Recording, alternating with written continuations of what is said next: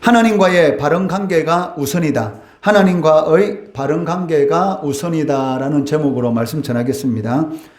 지금까지 바울은 고린도 교회에 침투해서 다른 예수를 전하고 다른 영을 전하고 다른 복음을 전하는 이 거리 사도들에 대해서 그리고 그들의 미혹에 속아서 어리석은 자와 같이 된 고린도 교회의 이 교인들에게 누가 진정 바울은 고린도 교회의 세 번째 방문할 계획에 대해서 오늘 이 본문에서 말씀하는 것을 볼 수가 있습니다. 14절 말씀해 보시면 보라 내가 이제 세 번째 너희에게 가기를 준비하였다라고 말을 하고 있습니다. 바울이 고린도 교회를 첫 번째 방문할 때가 언제입니까? 그 사도행전 18장에 보시면 이 바울 사도가 이 복음을 전하기 위해서 고린도 지역을 방문했을 때 이때가 첫 번째입니다. 그리고 두 번째 이 고린도 이 지역을 방문한 것은 그 고린도 교회에 여러 가지 문제들이 있었고 또 고린도 교인들이 궁금하게 여기는 신학적으로 이런 문제를 당했을 때에 어떻게 그 문제를 풀어야 되는가. 예를 들어서 당시 이 고린도 지역 시장에 나오는 모든 이런 고기들은 우상 앞에서 이렇게 잡았던 그런 고기고 또 우상 앞에 먼저 제사를 드리고 그 고기가 이 시장 바닥으로 나왔기 때문에 그러면 시장에서 파는 그 고기를 먹어도 되는가?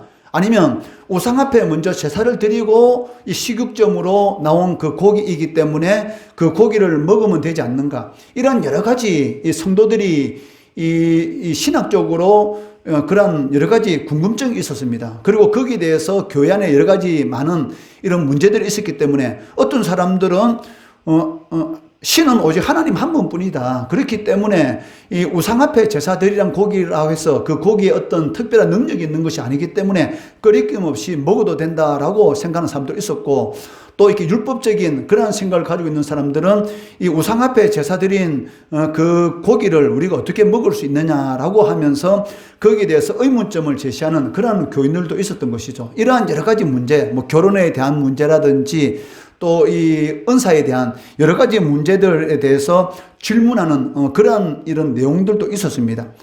이러한 문제들이 고린도 교회 안에 있었기 때문에 고린도 교회 안에 일어나는 그런 음행의 사건이라든지 또 고린도 교인들이 궁금하게 생각하는 그런 신학적인 문제들, 이러한 문제들에 대한 그런 질문이 있었기 때문에 이러한 문제를 해결하기 위해서 바울 사도가 이 고린도 이 전서를 써서 이 고린도 교회에 보내게 되는 것이죠. 그때 보낼 때 누구를 보냈냐면 자신이 정말 믿을 수 있는 그런 이 믿음 안에서 아들이 된 이 디모데를 디모데 손에 이 고린도 전서 이 편지를 고린도 교회에 보내게 됩니다. 그런데 이 디모데가 이 고린도 전서를 가지고 고린도의 교회의 문제를 해결하기 위해서 갔는데 사실은 이 문제를 해결하기보다는 더 많은 그러한 이 문제들이 발생하게 되고 전혀 그 문제를 해결하지 못하고 오히려 더 분란만 생겼다라는 그런 소식을 듣게 되고 바울이 직접 이 고린도 교회를 이렇게 두 번째로 이렇게 이제 방문하게 되는 것이죠.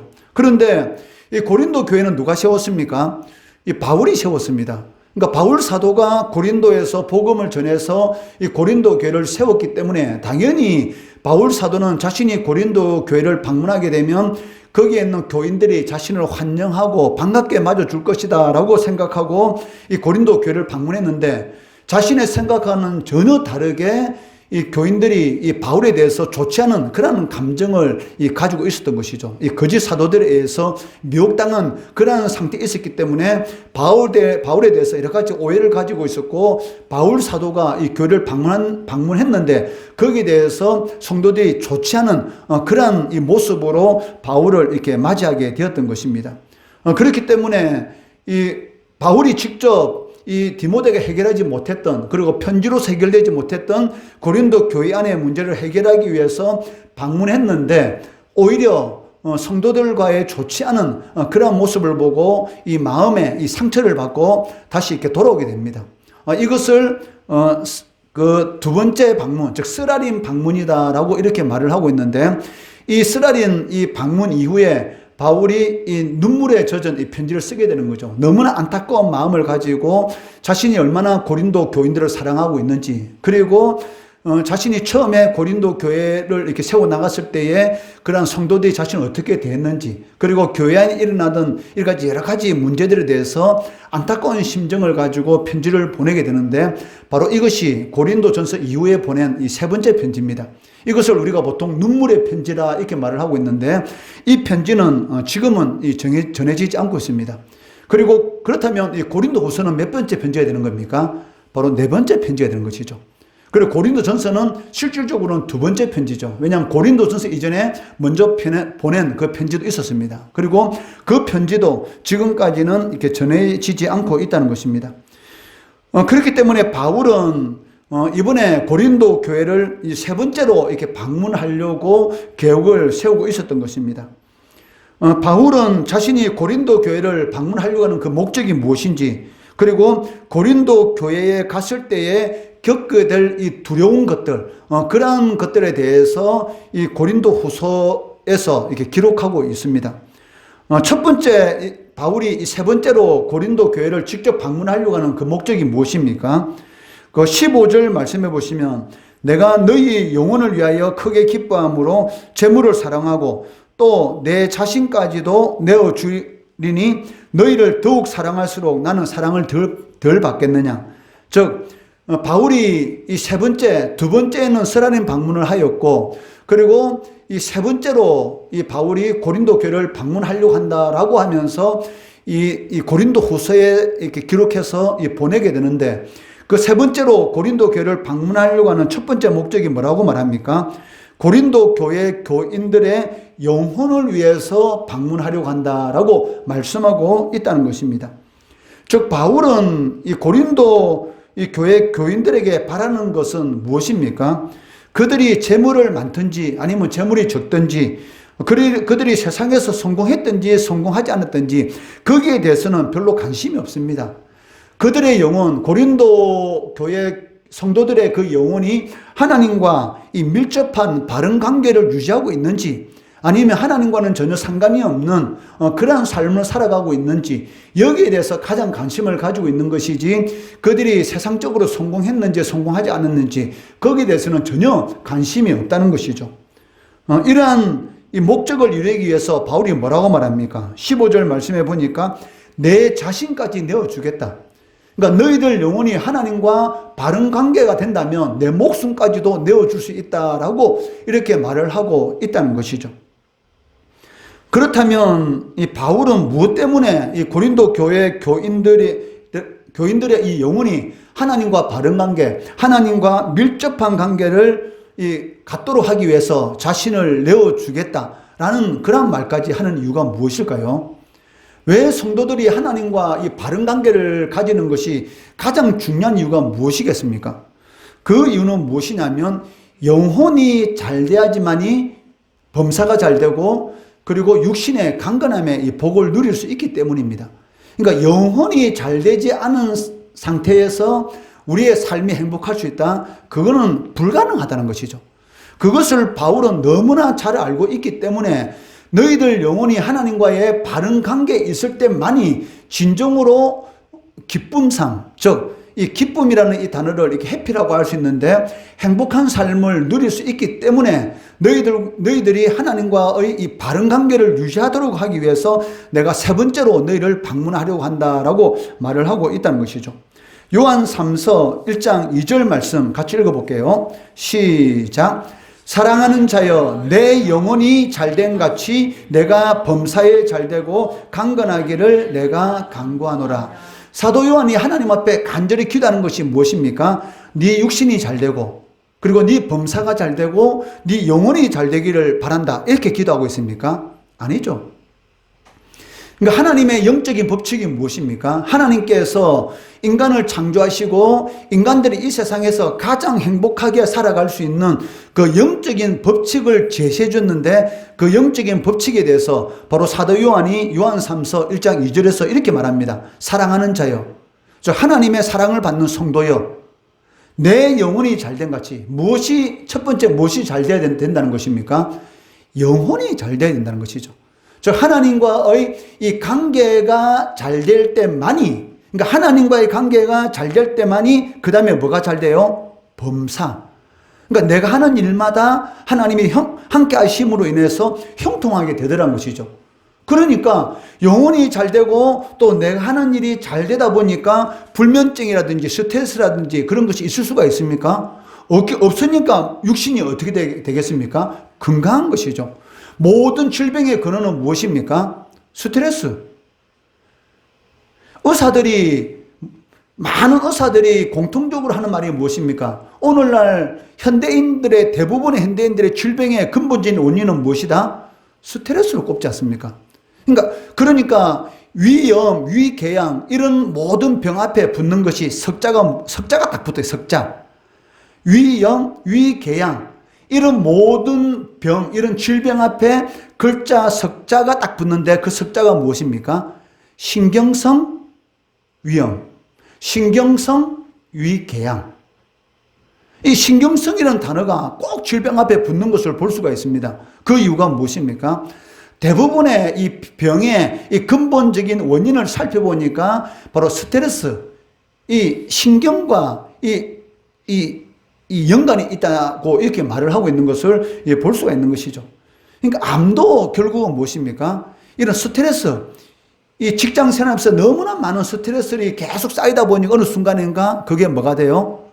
바로 이 질병이 되고 그 질병에서 좀 더 나가다 보니까 그게 바로 암세포, 암으로 이렇게 발병하는 것을 볼 수가 있다는 것이죠. 그렇기 때문에 하나님은 너무나 잘 알고 계시죠. 인간이 진정으로 행복하게 건강하게 살 수 있는 그 비결은 무엇인가? 하나님과의 영혼이 잘 돼야 되는 것입니다. 하나님과의 관계가 잘 돼야 되는 것이죠. 영혼이 잘 된 같이 그 다음에 범사가 잘 되니까 육신이 당연히 강건하는 것이죠. 스트레스 없고 행복하고. 그렇기 때문에 참된 복이란 무엇인가? 하나님과의 바른 관계에 있을 때만이 이루어진다라고 할 수가 있습니다.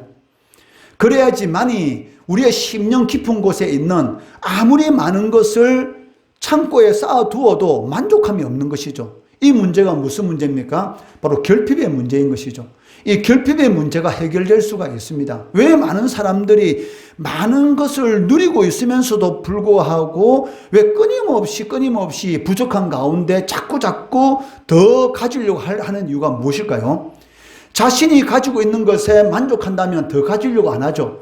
그러니까 사람이 스트레스를 받는 이유가 무엇입니까? 더 가지려고 하는 것 때문에 스트레스를 받죠. 왜? 더 많은 것을 누리려고 하니까. 그러니까 인간이 불행하게 되는 가장 근본적인 원인이 무엇이냐면 이 결핍의 문제입니다. 그러니까 많은 것을 가지고 있는데도 나는 부족하다라고 생각하는 이 결핍의 문제. 여기에서 벗어나는 것만이 진정으로 행복할 수가 있다는 것이죠.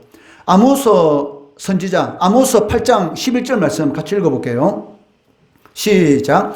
주 여호와의 말씀이니라. 보라, 날이 이를지라. 내가 기근을 땅에 보내리니 양식이 없어 주림이 아니며 물이 없어 가람이 아니요 여호와의 말씀을 듣지 못한 기갈이라. 인간에게 있어서 가장 근본적인 이 결핍의 문제, 물도 많고 양식도 많은데 왜 끊임없이 이 마음에는 항상 이 결핍하고 부족함에 시달리고 고통을 받고 있는가? 왜 자꾸 끊임없이 더 가지기 위해서 다른 사람을 고통스럽게 만들고, 그리고 다른 사람을 고통스럽게 만드니까 그 고통이 누구에게 돌아옵니까? 결국은 자신에게 다시 부메랑이 되어서 돌아온다는 것이죠. 왜 이렇게 인간이 결핍 가운데 있는가? 그 이유가 무엇입니까? 여호와의 말씀을 듣지 못한 기갈이라. 그러니까 하나님의 말씀을 듣지 못했다는 것은 하나님과의 관계가, 이 바른 관계가 유지되지 못했다. 하나님과의 밀접한 관계 가운데 있지 못한다. 즉 주 안에 거하지 못하였다라고 말을 할 수가 있다는 것입니다. 아모스 선지자는 인간의 결핍의 문제에 대해서 확실히 핵심을 짚고 있지 않습니까? 주 여호와의 말씀일지나 양식이 없어서 주림, 배고픈 것이 아니고 물이 없어서 가람이 아니란 것이죠. 물도 많고 양식도 많은데 왜 인간들이 끊임없이 이 부족함, 이 결핍의 문제 때문에 고통스러워하는가? 왜 행복을 누리지 못하는가? 그 이유가 무엇인가? 하나님과의 관계가 제대로 되어 있지 않기 때문에, 하나님 안에서만이 진정한 인간이 행복을 누릴 수가 있는데 하나님 밖에 있기 때문에, 하나님의 말씀을 듣지 못하기 때문이다 라고 말씀하고 있습니다. 이것은 믿지 않는 자들뿐만이 아니고 믿는 자들도 마찬가지입니다. 여러분 다 똑같이 예배 드리고 있지만 하나님의 말씀이 마음에 팍팍 꼽히는 사람이 있고 하나님의 말씀이 전혀 마음속에 들어오지 않는 그러한 성도들도 있는 것을 볼 수가 있다는 것이죠. 그러니까 믿는 자지만 하나님의 자녀로서의 전혀 상관이 없는 그러한 삶을 살아가는 사람들도 있다는 것입니다. 이러한 모든 사람들, 그러니까 예수를 믿으면서도 불구하고 하나님의 말씀을 듣지 못하는 그런 결핍 가운데 빠져 사는 사람들도 있다는 것입니다. 아모스 선지자가 누구에게 이 하나님의 말씀을 선포합니까? 하나님의 백성들에게, 이스라엘 백성들에게 지금 이 말씀을 선포하고 있습니다. 하나님의 말씀이다. 너희들이 왜 끊임없이 부족한 가운데 살고 있는 것이 아니냐? 바로 하나님과의 관계가 잘못되었기 때문에, 하나님의 말씀을 듣지 못하기 때문에 너희 영혼이 항상 결핍 가운데 있고, 그러다 보니까 범사가도 안 되고, 그리고 스트레스 인한 육신의 병, 질병 가운데, 고통 가운데 있다라고 말을 하고 있다는 것입니다. 그런데도 불구하고 많은 사람들은 자신의 영혼에 대해서 관심이 있습니까? 영혼에 대해서 별 관심이 없습니다. 자기 자신의 영혼은 말라 죽어가고 있는데도 불구하고 자신의 영혼은 좀비 상태, 끊임없이 목말라는 그런 좀비 상태에 있는데도 불구하고 오직 세상적인 성공, 출세에 대한 그러한 많은 계획만을 준비하고 있다는 것이죠. 그러니까 세상적인 것에 대해서는, 자신의 인생의 노후에 대해서는 그렇게 많이 준비하면서도 불구하고 내 영혼이 어떻게 될 것인가, 오늘 있다가 잠시 없어지는 안개와 같은 그 인생인데도 불구하고 자신의 영혼이 어떻게 될 것인가에 대한 이 영혼에 대한 준비는 전혀 하지 않고 있다는 것이죠. 그러나 영혼을 위한 준비를 하지 않는 그 결과는 너무나 두려울 것입니다. 누가복음 16장에 보시면 이 부자와 거지 나사로의 이야기가 나오는데, 누가복음 16장 27절 28절 말씀 같이 읽어볼게요. 시작. 이르되 그러면 아버지여 구하노니 나사로를 내 아버지의 집에 보내소서. 내 형제 5이 있으니 그들에게 정언하게 하여 그들로 이 고통받는 곳에 오지 않게 하소서. 부자는 자신의 이런 미래에 대한 그러한 계획은 얼마나 잘 세운지 모릅니다. 그렇기 때문에 부유함을 누리고 있고 날마다 잔치를 벌리면서 자신이 가지고 있는 것들에 대해서 이 자랑하는 것을 볼 수가 있습니다.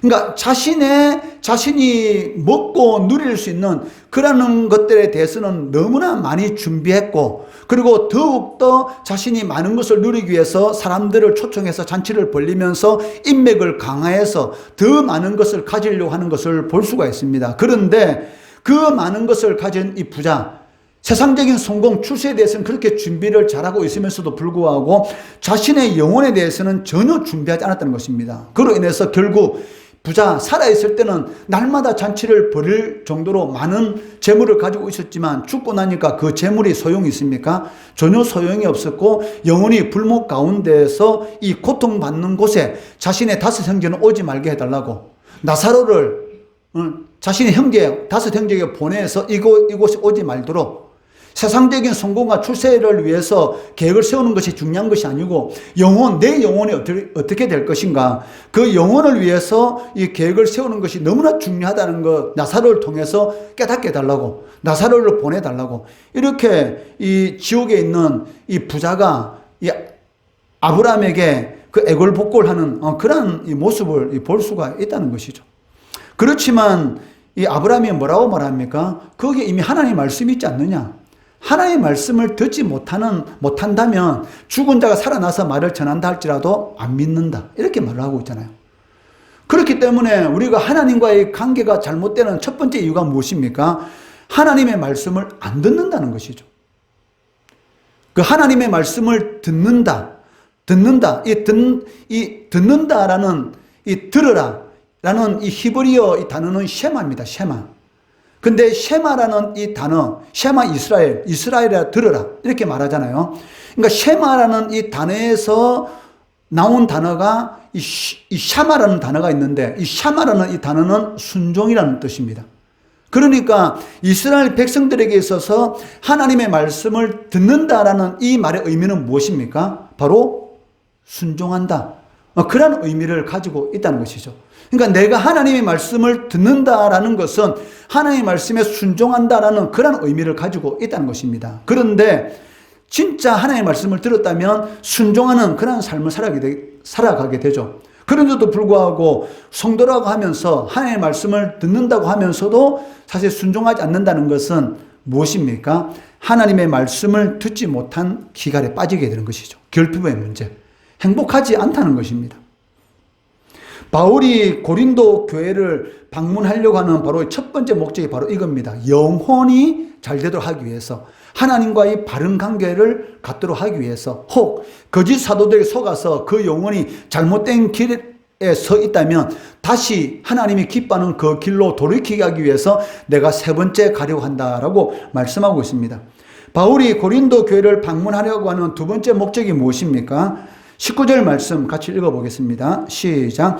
너희는 이때까지 우리가 자기 변명을 하는 줄로 생각하는구나. 우리는 그리스도 안에서 하나님 앞에 말하노라. 사랑하는 자들아, 이 모든 것은 너희의 덕을 세우기 위함이라. 즉 바울이 고린도 교회를 방문하려고 하는 이 두 번째 그 목적이 무엇이냐면 고린도 교회 성도들의 이 덕을 세우기 위해서다. 즉 하나님이 기뻐하는 그러한 삶을 살아가도록 하기 위해서다라고 말씀하고 있습니다. 바울이 이처럼 고린도 교회 교인들의 이 덕을 세우려고 하는 그 목적이, 그 이유가 무엇이냐면 그들이 살아가는 모습을 보니까 덕스럽지 않다는 것이죠.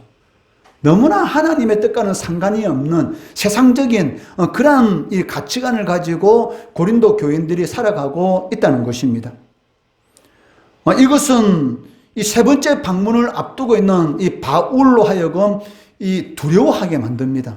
내가 이 고린도 교회를 방문했을 때에 이 고린도 교회 교인들의 모습이 어떤 모습일까? 내가 생각하는 모습과는 너무나 다른, 그것보다는 더 심한 그러한 이런 덕스럽지 못한 그러한 모습을 가지고 있는 것은 아닐까라는 그러한 이런 두려운 그러한 이 마음을 이 고린도후서 오늘 본문에서 기록하고 있는 것을 볼 수가 있는데 20절 말씀 한번 같이 읽어볼게요. 시작. 내가 갈 때에 너희를 내가 원하는 것과 같이 보지 못하고 또 내가 너희에게 너희가 원하지 않는 것과 같이 보일까 두려워하며 또 다툼과 시기와 분냉과 단 짓는 것과 비방과 수군거림과 거만함과 혼란이 있을까 두려워하고 이 20절 말씀에 보니까 이 두렵다란 말이 두 번이나 반복됩니다. 두렵다, 두렵다. 너희들이 내가 생각하는 것과 너무나 다른 모습을 가지고 있을까 봐 두렵다.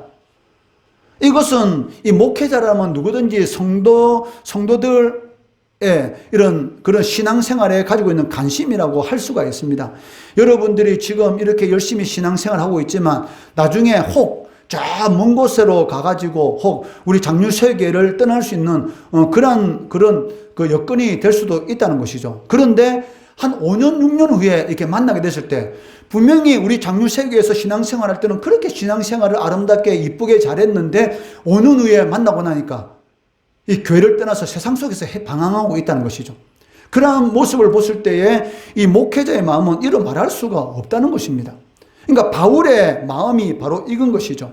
그러니까 바울이 두려워하는 것이 무엇이냐면 이 바울이 가지고 있는 생각과 고린도 교회 성도들이 가지고 있는 이 관심의 차이, 여기에 대해서 너무나 이 두려운 마음을 가지고 있었다는 것입니다. 즉 영혼에는 관심이 없고 오직 육체와 물질적에만 관심을 보이고 있는 이 고린도 교인들의 이 신앙의 모습, 여기에 대해서 너무나 이 두려운 마음을 바울 사도가 가지고 있었기 때문에 내가 세 번째 방문하려고 하는데 첫째, 내 마음이 너무나 두렵다. 내가 생각하는 것보다 더 심한, 좋지 않은 그러한 이 신앙의 이런 하나님하고 상관이 없는 그러한 모습 때문에 내가 너무 두렵다라고 이렇게 말을 하고 있다는 것입니다. 성도들이 모이면 무슨 이야기를 해야 되겠습니까? 예수 이야기를 해야 되는 것이죠. 성경 말씀에 대해서 묵상하고 그리고 또 하나님께서 나에게 베푸신 그 은혜가 무엇이든지 나누면서 서로 은혜를 나눌 수 있는 그러한 시간을 가져야 하는데도 불구하고 전혀 하나님에 대해서 하나님께 하신 일에 대해서는 전혀 관심도 없고 오직 모이기만 하면 세상적인 이야기, 출세, 재물, 내가 아파트를 샀는데 그 아파트가 1억이 올랐느니 2억이 올랐느니 이런 세상적인 이야기만 하고 있다면 거기에 무슨 그런 덕이 있겠습니까? 전혀 덕이 없는 것이죠. 이제 처음 예수를 믿으려고 하는 새신자가 교회에 왔습니다. 그런데 오래된 사람들이 모여서 하는 말이 세상적인 이야기, 출세, 재물, 그리고 집값 올라간 거, 땅값 올라간 거, 자기 자신이 어느 대학교 들어간 거, 이러한 이야기만 하고 있다면 과연 새로 예수를 믿으려고 하는 새신자 입장에서 어떤 생각을 가질까요? 야, 오래 교회 다니는 사람과 우리가 생각하는 것 별 차이도 없네. 내가 굳이 교회 다닐 필요가 없겠구나. 이런 생각하지 않겠습니까? 교회에 나왔다는 것은 뭔가 다른 삶을 살기 위해서 나온 것이지 않습니까? 지금까지와는 전혀 다른 삶을 살아보려고 교회에 나왔는데, 교회에 나오고 보니까 예수 믿는 사람들이, 오래 믿었다는 사람들이, 중직, 직분을 가지고 있다는 사람들이 하는 모습을 보니까 똑같은 그런 가치관을 가지고, 세상적인 가치관을 가지고 그런 재물 이야기, 출세 이야기, 이런 이야기밖에 하지 않는다면 과연 예수를 믿으려고 하겠느냐? 아니란 것이죠. 왜? 다르지 않으니까. 달라야 믿습니다. 안 다른데, 믿는 사람이나 믿지 않는 사람이나 전혀 다르지 않은데 예수 믿으려고 하는 이유가 없죠. 왜? 내가 예수 믿으려고 교회에 왔는데 나나 믿지 않는 나나 믿는 사람이나 똑같아. 그러면 믿을 필요가 없는 거지 않습니까? 예수를 믿는다는 것은 예수를 믿지 않았으면 폐인이 될 사람을 예수가 믿으니까 완전히 거듭남, 중생, 이것은 재창조, 새로 태어나는 것입니다. 그러니까 지금까지의 삶하고는 완전히 다른 거, 이것이 바로 본 어게인, 다시 태어났다, 이런 의미잖아요. 지금까지 살아온 모습하고는 완전히 다른 모습. 지금까지 세상적인 출세, 명예, 이것이 내 인생의 목적이었다면 예수 믿고 나니까 그 목적이 완전히 달라진 것이죠. 그 목적은 무엇입니까?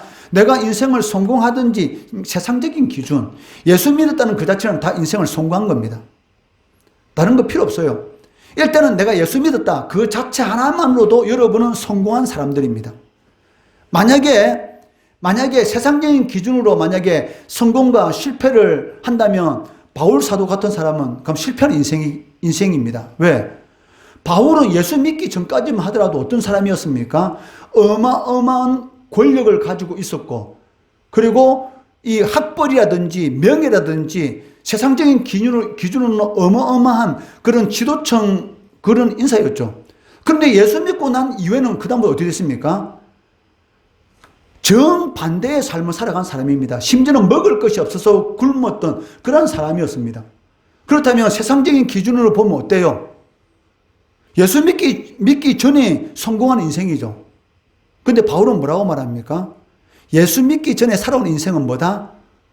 더러운 배설물의 인생이고, 예수 믿고 난 이후의 인생은 뭐다? 가장 고귀한 인생이다. 이렇게 고백하고 있잖아요. 그렇기 때문에 바울이 하는 것이 무엇이냐면, 내가 감옥에 갇히는 거 이런 것은 말고 전부 다 나를 본받아라. 내가 이렇게 묶여있는 이런 거 말고 모든 것은 나를 다 본받았다. 이렇게 말을 하지 않습니까? 그렇기 때문에 여러분들은 일단은 인생에 성공하는 인생입니다. 일단은. 여러분 인생은 성공하는 인생. 이거는 기본. 무조건 일단은 성공하는 인생이고, 다만 우리가 예수를 믿는 사람으로서 하나님의 영광을 위한 삶을 살아가려고 하는 그 도구로서 뭘 합니까? 공부하는 것이죠. 도구로서 직장을 가지는 것이고, 도구로서 우리가 운동을 합니다. 왜? 몸이 약하면 하나님 일을 못 하잖아요. 내가 일을 하고 싶어도 결결하고 날마다 병원에 입원해 있는데 무슨 일을 하겠습니까? 그러니까 우리가 내 몸을 건강하게 만들기 위해서 열심히 운동을 하고, 그리고 세상에서 이 빛의 역할을 잘 감당하기 위해서 그 도구로서 공부를 열심히 하는 것이지, 이미 여러분들은 인생은 성공한 인생입니다. 여러분들이 세상적인 가치관에서 재물을 많이 가지고 있든지 재물을 작고 가지고 있든지 그것은 전혀 상관이 없는 것이고, 일단은 성공했다, 내 인생은 성공한 인생이다라는 것에부터 여러분 시작되는 것이죠. 그 다음부터는 무엇입니까? 내가 어떤 위치에서 많은 사람들에게 하나님의 영광의 영향력을 미칠 수 있는가? 여러분 봐보세요. 기업체를 이끄는 사장이 영향력을 많이 미치겠습니까? 아니면 그 밑에서 일하는 사람이 영향력을 많이 미치겠습니까? 말할 필요가 없죠. 여러분이 만약에 학교 선생님이다. 그러면은 어떻게 해요? 학교에서 공식적으로 복음을 전하지는 못해요. 그렇지만 어떻게? 비공식적으로 어떻게? 내가 예수 믿는 사람이라고 학생들에게 말을 할 수도 있고, 그리고 예수 믿는 사람으로서 학생들의 본이 되는 그러한 모습을 보이게 되면 그 많은 학생들이 나를 보면서 어떻게 해요? 야, 나도 예수 믿어야 되겠다. 야, 예수 믿는 선생님을 보니까 정말 다르네. 예수 믿지 않는 사람들은 촌지라든지 뒤에서 부모님 불러가지고 돈 받고 이렇게 부정부패한 그런 행동을 하는 사람들도 있는데, 야, 예수 믿는 선생님들 너무 다르구나. 물론 오늘날에는 촌지고 뭐가 다 없어졌죠. 옛날에 목사님이 초등학교, 중학교 다닐 때만 하더라도 이렇게 부모님들이 선생님 면담 와가지고 용돈도 챙기들고 그렇게 했습니다. 그러면 선생님들도 사람이니까 어때요? 자신에게 잘해주는 부모의 자녀들한테 마음이 들어가게 되는 것이죠. 근데 오늘날은 이제 그렇게 하면 큰일 나죠. 오늘 그렇게 못하도록 이렇게 법으로 이렇게 금지해놨기 때문에 요즘은 선생님들 다 평등하게 학생들 잘 대하죠. 그렇지만 영향력 면에서 다르다는 것이죠. 여러분들이 어떤 위치에 있는가에 따라서 그 위치를 도구로 사용해가지고, 이방인이지만 고레스를 하나님께서 도구로 사용하셔서 이스라엘 백성들을 바벨론에서 구원해 주시지 않습니까? 마찬가지라는 것이 영향력. 병사가 미치는 영향력과 장교가 미치는 영향력이 다르죠. 왕이 미치는 영향력과 그 밑에 있는 신하가 미치는 영향력은 다른 겁니다. 여러분 인생은 이미 성공하는 인생입니다. 성공하는 인생으로서 이제는 무엇입니까? 하나님의 아름다운 덕을 세상 가운데 나타나는 데 있어서 얼마만큼의 큰 영향력을 미치느냐, 이것은 여러분들이 어떤 위치에 있냐에 따라서 달라지는 것이지, 세상적인 가치관에 있어서 내 인생에 성공했다, 실패했다, 그것이 아니라는 것이죠. 그렇기 때문에 여러분들은 이미, 예수 믿는 여러분들은 이미 인생은 성공하는 인생이다 라고 이렇게 생각하면 된다는 것입니다. 그런데도 불구하고, 성공한 인생인데도 불구하고 끊임없이 세상적인 재물, 명예 이런 것에 대해서만 이야기만 한다면 믿지 않는 자들이 와서 나하고 똑같네, 믿는 사람이나 믿지 않는 사람이나 똑같네, 예수 믿을 이유가 없다는 것입니다. 이것이 바울이 첫 번째 고민이었어요. 내가 고린도 교회를 방문했을 때 이런 것에만, 세상적인 명예라든지 세상적인 추세에만 관심이 있는 고린도 교인들을 만나게 됐을 때에 내가 어떻게 할 것인가, 여기에 대한 두려움. 두 번째로 바울이 두려워한 것이 무엇이냐면, 교회는 하나입니다. 교회의 머리는 그리스도고 우리 성도는 그리스도의 몸입니다. 하나죠. 그런데도 불구하고 이 마귀의 미혹에 넘어가서 이간질하는 이 마귀, 이간질의 특징인 이 이간질에 대해서 특별한 능력을 가지고 있는 이 마귀에게 속아서 끊임없이 성도들 가운데 다툼, 시기, 분냄, 파당 이런 것이 일어나고 있다면 거기에 대해서 내가 어떻게 할 것인가, 이러한 두려움. 20절 하반절에 보시면 또 다툼과 시기와 분냄과 당 짓는 것, 끼리끼리 모이는 것. 내가 세상적으로 어느 정도 위치에 있다고 위치 있는 사람끼리 모이고, 그리고 어느 정도 위치 없는 사람 원수까지 모이고 끼리끼리 모이는 것. 교회 안에 끼리끼리가 어디 있습니까? 하나인데. 세상적으로 아무리 자기가 높은 지위에 따라도 교회 안에 있으면 똑같은 성도입니다. 그런데도 불구하고 세상적인 지위를 들고 가지고 나는 세상에서 이렇게 인정받으니까 너희들도 나를 인정해야 돼, 이 따위식의 생각을 가지고 교회 신앙생활하면 안 된다는 것이죠. 자기가 하나님의 복을 많이 받아서 세상적으로 출세했다면 어떻게 됩니까? 더 겸손해야 되죠. 그리고 교회 안에 있는 약한 사람을 도와줘야 되죠. 하나님께서 재물을 주셨으니까 자기가 다른 사람들보다 더 많은 가치를 가지고 있다면 더 많은 것으로 교회를 더 잘 섬겨야 되지 않습니까? 교회 안에 어려워서 공부 제대로 못한 학생도 있다면 장학금도 주고, 먹을 것이 없어서 고통받고 있는 사람이 있다면 쌀도 사주고 이렇게 해야 되잖아요. 그런데 세상적인 자기가 가지고 있는 것 가지고 내가 세상에서 이렇게 대우받으니까 너희들 나도 대답해, 이런 생각을 가지고 신앙생활 하면 안 된다는 것입니다. 그렇게 하게 되면 교회 안에 뭐가 생기겠습니까? 끼리끼리 문화가 생기죠. 끼리끼리 우리는 이 정도 위치에 있으니까 우리끼리 모이고, 그러면 그 위치에 못한 사람도 어떻게 하라는 것입니까? 그러니까 이런 것들이 교회 안에 있으면 안 되는 것이죠. 이것은 누구 생각? 마귀 생각이죠. 마귀가 짊어지는 이간질하는 자, 이간질 시키는 이 마귀의 역사가 이 교회 안에 일어나면 반드시 교회 안에는 분당이 생깁니다. 파벌. 나는 누구를 따르고 나는 어떤 장로님과 나는 생각이 똑같아. 나는 이 장로님과 생각이 똑같아. 나는 저 장로님 생각이 똑같아. 저것끼리 싸우다가 저것끼리 난리치고 저것끼리 교회 나가요. 그러니까 자기끼리 싸워가지고 시험 들어서 교회 나가. 그 이유가 무엇입니까? 끼리끼리 이 마귀의 거짓말에 속아서 끼리끼리 문화가 되면 안 된다는 것입니다. 교회 안에는 홀로 지낸 사람이 있으면 안 됩니다. 교회는 무엇입니까? 에클레시아. 그러니까 교회라는 단어 자체가 뭐냐면 에클레시아, 모임, 공동체, 그런 의미를 가지고 있기 때문에 어떤 사람을 교회 안에서 세상적이까지 왕따를 시킨다든지 자기끼리 모여서 숙덕숙덕한다든지 이런 문화가 있으면 안 된다는 것이죠. 이것은 사탄의 문화입니다. 하나님의 문화는 무엇입니까? 하나죠. 다툼과 시기와 분냉과 당 짓는 것과 비방과 수군거림과 거만함, 혼란이 있을까 두렵다라고 말을 하고 있습니다. 이처럼 영혼에 관심이 없으면, 하나님께 관심이 없으면 세상적인 이야기만 하게 되고 끼리끼리 문화가 분명히 생기게 되죠. 여러분, 친구들이 모여서 어떤 이야기를 할 때에 우리는 관심사는 단 하나지 않습니까? 성도들은 하나 되기가 너무 쉽습니다. 왜? 관심사는 단 하나이기 때문에. 무엇입니까? 하나님의 영광. 똑같잖아요. 세상은 관심사가 여러 가지잖아요. 그렇기 때문에 세상은 끼리끼리 문화가 생길 수밖에 없습니다. 세상은. 지금 정치권에도 팬덤이 문제잖아요. 팬덤 문화. 막 말도 되지 않는데도 불구하고 어떤 사람의 막무가내 막 그 사람이 신인 거야. 신적인 존재로 이게 섬기고 있지 않습니까? 그게 팬덤, 잘못된 팬덤 문화. 세상에는 끼리끼리 문화가 있을 수밖에 없어요. 그렇지만 교회 안에는 이 살아가는 목적이 똑같지 않습니까? 그러니까 세상에 왜 끼리끼리 문화가 생길 수밖에 없습니까? 살아가는 목적이 다 다르기 때문에 그렇습니다. 그런데 성도들은 살아가는 목적이 똑같잖아요. 그 목적이 무엇입니까? 하나님의 영광, 먹든지 마시든지 무엇을 하든지 오직 하나님의 영광을 위해서 살아라. 목적이 똑같으니까 당연히 하나가 된다는 것이죠.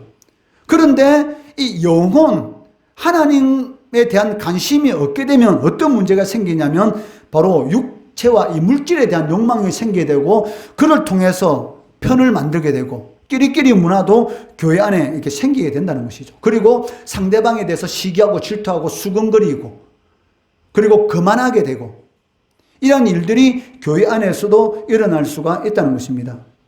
이처럼 성도가 영혼, 하나님에 대해서 관심을 가지지 않는다면 그 관심은 어디로 가겠어요? 육체적인 문제, 물질적인 문제로 흘러갈 수밖에 없습니다.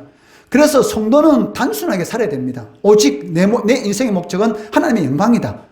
그러면 하나님께서 나의 모든 것 책임져 주신다. 단순하잖아요.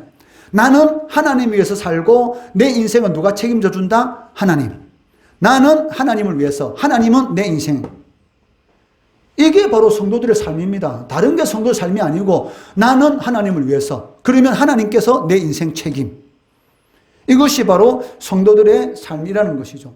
그런데 성도가 하나님을 위해서 살지 않게 되면 지 인생은 누가 책임져야 됩니까? 지가 책임져야 되니까 그때부터 힘들어지는 겁니다.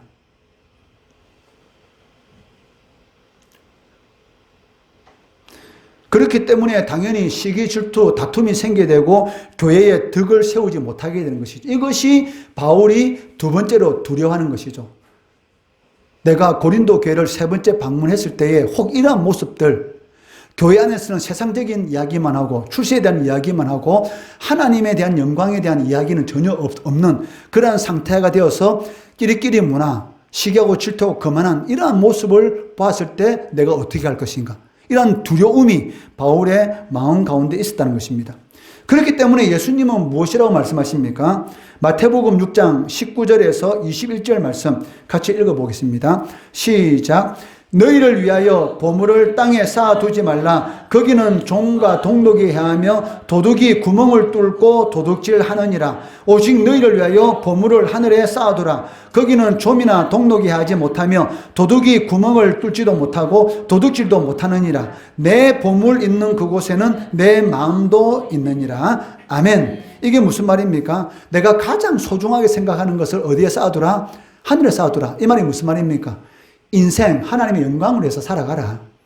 그러면 네 인생에 뭐가 없다? 좀도 없고, 좀이 무엇입니까? 이 섬유질, 이 이불 같은 거, 이런 거 낡게 만드는 거잖아요. 갉아 먹어서. 이게 좀입니다. 네 인생을 갉아 먹는 것들, 그리고 이 동목이 무엇입니까? 이 금속을 부패하게 만드는 것. 그러니까 너 인생을 갉아 먹는지 부패하게 만드는 그런 것들이 없다는 것이죠. 너가 하나님의 영광을 위한 그런 삶을 살아가게 되면 너 인생을 괴롭게 만들고 고통스럽게 만드는 좀이라든지 이런 동록, 이런 것들이 있지 않는다. 왜? 하나님께서 그런 것으로부터 너희를 지켜주시고 보호하고 주시기 때문이다. 그렇기 때문에 네 보물을 어디에 쌓아라? 하늘에 쌓아라. 재산이 많으면 그만큼 걱정 근심이 많지 않습니까? 그래서 옛말에 무슨 말이 있습니까? 천수꾼은 만석꾼은, 옛날 말, 틀린 말 하나도 없습니다. 천석꾼은 천 가지 걱정, 만석꾼은 만 가지 걱정. 많으니까 그 밑에 있는 사람들을 먹여 살려야 되니까 항상 고민을 해야 되고, 또 그 많은 것 때문에 혹시 이 내 재산을 노리고 나를 해코지 할 사람이 있을까봐 두렵고, 끊임없이 이 결핍의 문제에 이 고통을 겪을 수밖에 없다는 것이죠. 그렇기 때문에 네 보물을 어디 쌓아두라? 하늘에 쌓아두라. 즉 인생의 목적은 하나님의 영광이다. 그러면 좀이나 동록과 같이 인생을 괴롭히는 이 결핍의 모든 문제에서 하나님께서 해결해 주시는 것이죠. 자꾸 좀이 갉아먹어요. 녹이 슬어요. 아무리 튼튼한 강한 철도 녹이 슬면 어떻게 됩니까? 구멍이 뚫리게 되죠. 그걸 이 부식되죠. 부식되면 어떻게 돼요? 손가락으로 푹 찔러도 철에 구멍 나쁩니다. 인생에 구멍이 생기게 되면 어떻게 해요? 앞으로는 많이 버는 것 같은데 구멍이 뚫려 있으니까 자꾸 이게 빠져나가는 거예요. 그렇기 때문에 이 결핍의 문제 가운데서 고통을 받는 것을 볼 수가 있습니다. 오늘 본문 말씀에서 바울은 고린도 교회 교인들에게 이 사랑의 권면을 통해서 성도들에게 있어서 가장 큰 복이 무엇인가 우리들에게 교훈을 해주고 있는데, 그것이 무엇입니까? 하나님과의 바른 관계를 유지하는 것, 하나님의 영광을 위한 우리의 보물을 하나님께 쌓아두는 것, 하나님의 영광을 위해서 살아가는 것이다. 즉 하나님과의 바른 관계를 쌓는 것이다 라고 말을 하고 있습니다. 그 이유가 무엇입니까? 영혼이 잘 돼야지만이, 하나님과의 관계가 잘 돼야지만이 범사가 잘 되고 육신의 강건함의 복을 누리기 때문입니다. 여러분, 사랑과의 관계가 잘 되더라도 도움을 받죠. 인간관계가 잘 되면, 인간관계가 좋은, 그래서 우리가 인맥이라는 말을 많이 사용하지 않습니까? 인맥. 내가 얼마나 많은 인맥을 유지하고 있느냐에 따라서 내 인생이 완전히 달라지는 것이죠. 마찬가지로 사랑과의 관계만 잘 되더라도 내가 많은 도움을 받을 수가 있습니다. 하물며 천지만물을 창조하신 하나님과의 관계가 잘 돼 있다면 말할 필요가 없는 것이죠. 피조물인 사랑과의 관계가 잘 되더라도 어느 정도 도움을 받는데, 천지만물을 창조하신 이 세상의 주인이신 하나님과의 관계가 잘 되어 있다면 얼마나 많은 은혜와 도움을 받을 수 있겠습니까? 이것은 말할 필요가 없는 것입니다. 그렇기 때문에 인간에게 있어서 가장 중요한 것은 무엇이다? 하나님과의 좋은 관계를 유지하는 것이다. 그렇게 되면 영혼이 잘 되고 범사가 잘 되고 육신의 강건함의 복을 누리게 된다는 것이죠. 이러한 은혜를 누리시는 우리 성도 되시기를 주의 이름으로 축원합니다.